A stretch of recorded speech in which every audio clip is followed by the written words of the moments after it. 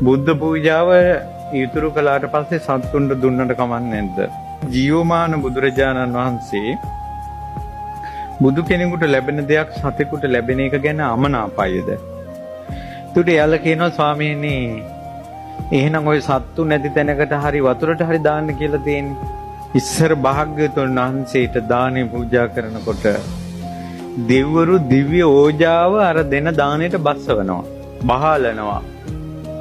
ඒ දිව්‍ය ඕජාව බහලපු ඒ ආහාරය භාග්‍යවතුන් වහන්සේගේ අනුදැනුම මත ලැබෙන දෙයක් මිසක් එහෙම නැතුව ගන්න බෑ.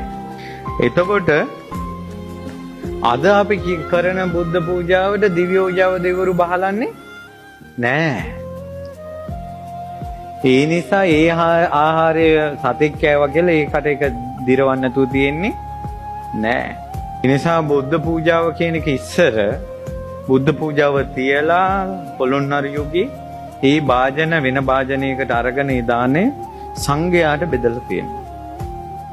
සතෙක් සිව්පාවෙකුට දැම්මා කියලා ඒක පාපයක් කියලා කොතනකවත් නෑ.